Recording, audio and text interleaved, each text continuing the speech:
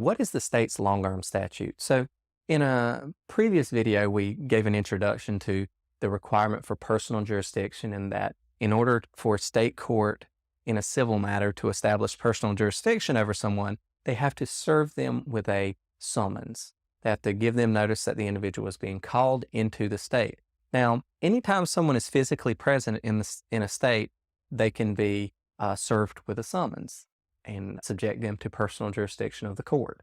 Now, if, however, the person is outside of the state, all states have what's called a long-arm statute, which allows under limited circumstances for the state to send the summons to another state to be served or delivered to the person. And if it's served or delivered in accordance with that long-arm statute, then that person can now be called back into the state issuing the summons and subjected to personal jurisdiction of that court. Now, all long-arm statutes are limited by the Constitution. That is, their 14th Amendment due process right, that is equal and fair protection under the application of the law.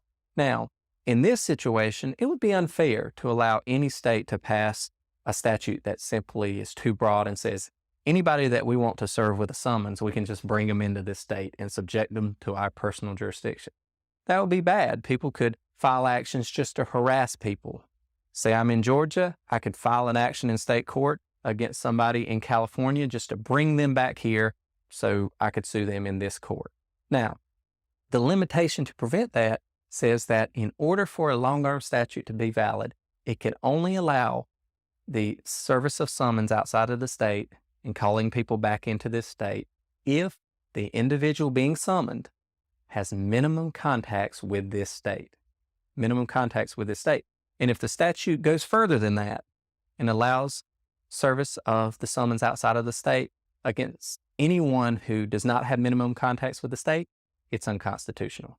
So again, that law would be ineffective for bringing an individual back into the state. So with that being said, the individual being brought into the state must have minimum contacts. This means that they did a sufficient amount of business in the state to justify subjecting them to jurisdiction. They committed a tort in the state that was the subject of our dispute. They entered into a contract in the state or carried out portions of a contract in the state that's the subject of dispute. They could live in the state or be a registered business in the state. In any of those scenarios, it's constitutionally sound to bring those individuals back into the state and subject them to personal jurisdiction of the court.